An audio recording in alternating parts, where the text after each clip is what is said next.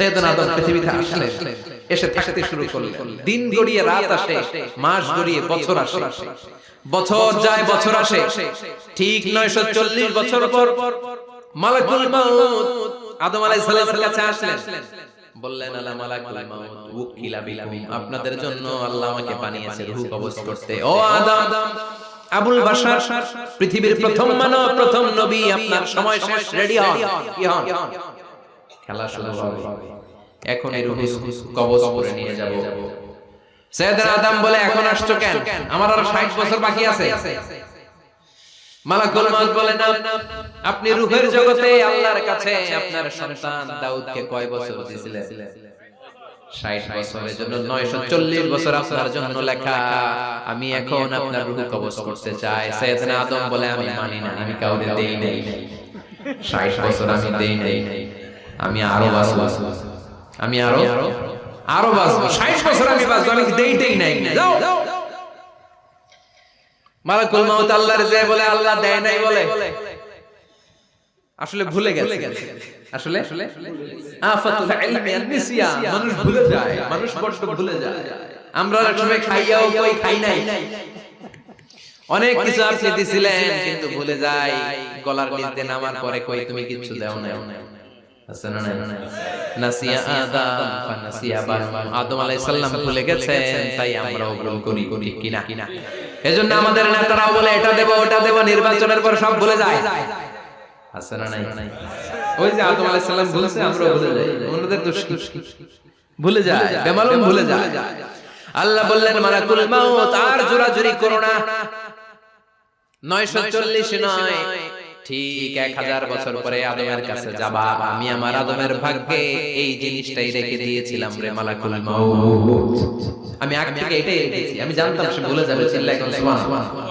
তার মানে পৃথিবীর সবচেয়ে লম্বা মানুষ, 60 হাত লম্বা, এত শক্তিশালী আদম আলাইহিস সালাম শ্রীলঙ্কাতে প্রথম নেমেছিলেন। এক লাফ দিলে আদম আলাইহিস সালাম চলে যেতেন। সুবহানাল্লাহ। কি লম্বা মানুষ। আদম আলাইহিস সালাম চলে গেলেন, ওনার পরের নবী ইদ্রিস আলাইহিস সালাম উনি মরে নাই। ইদ্রিস আলাইহিস সালাম মরছে, কে বলছে?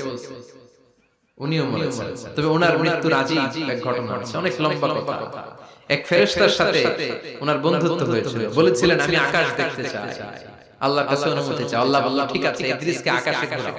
প্রথম আকাশে ঘুরলেন, দ্বিতীয় আকাশে ঘুরলেন, তৃতীয় আকাশে ঘুরলেন, চতুর্থ আকাশে ঘুরলেন। ইন দা মিন টাইম চতুর্থ আসমানে মালাকুল মাউত পৃথিবীর দিকে নেমে আসছে।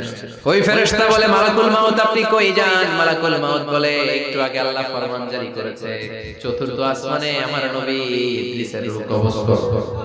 সুবহানাল্লাহ।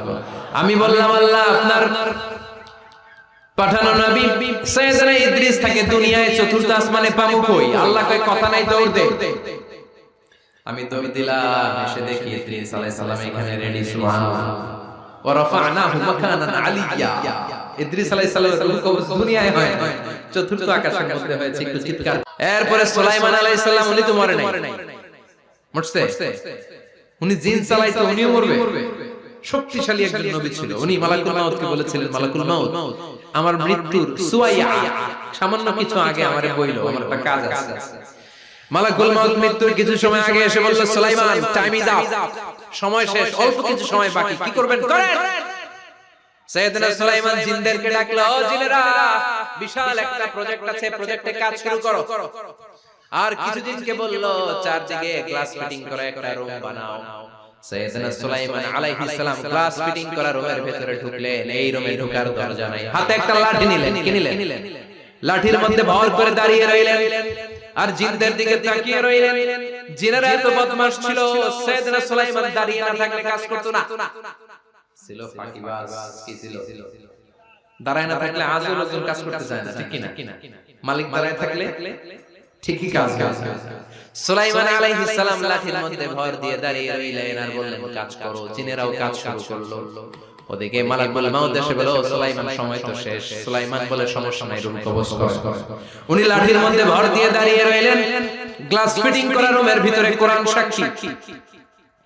মালাকুল মাউত ওইভাবে লাঠিতে ভর দেওয়া অবস্থায় দাঁড়ানো অবস্থায় সাইয়েদনা সুলাইমান আলাইহিস সালামের রূহ কবজ করে নিলেন। উনি এমন ভাবে দাঁড়িয়েছেন, রূহ চলে গেল, লাশ হয়ে দাঁড়িয়ে রইলেন, লাঠির মধ্যে দাঁড়িয়ে আছে, জমিনের মধ্যে লুটিয়ে পড়ে নাই। সুবহানাল্লাহ।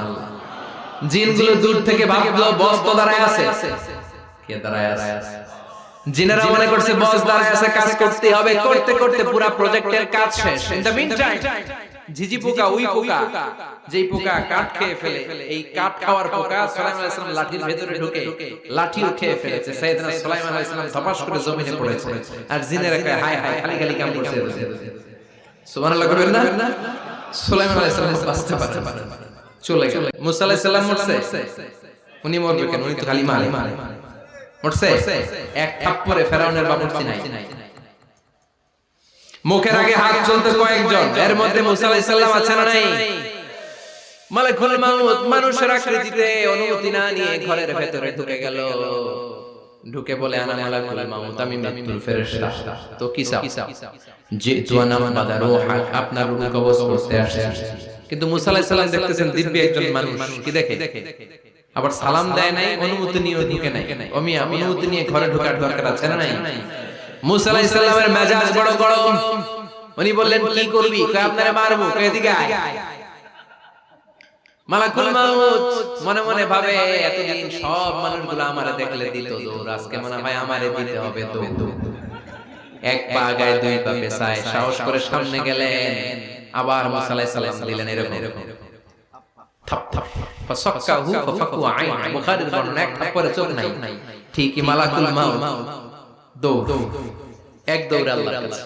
আল্লাহ বললেন রাখ রাখ, এটা মুসা আলাইহিস সালাম, তার মেজাজ বড় গরম, আমাকে কথা বলতে বলতে।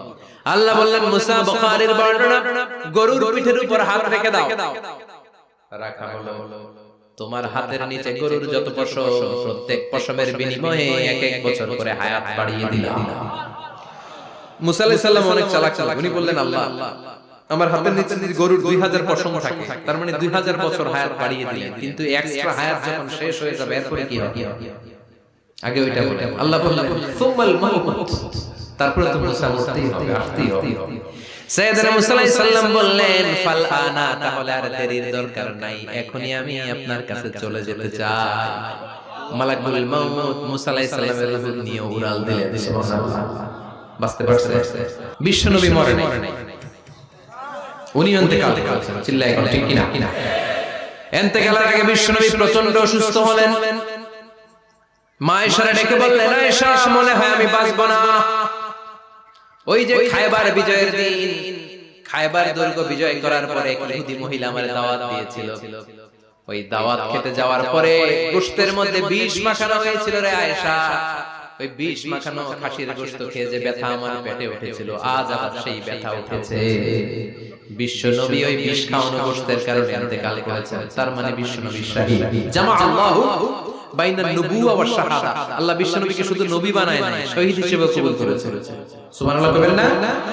প্রচন্ড অসুস্থ, উনি ছাড়া মসজিদে নববীতে কেউ ইমামতি করার সাহস পায় না। বিশ্বনবী বললেন আবু বকর তুমি যাও, আবু বকরও যায় না। বিশ্বনবী বললেন পানি আনো। বিশ্বনবী পানি দিয়ে ওযু করলেন। ওযু করে কয়েকজন সাহাবীকে ধরে উঠতে চাইলেন, আবার বাপাস করে বেহুশ হয়ে পড়েছেন।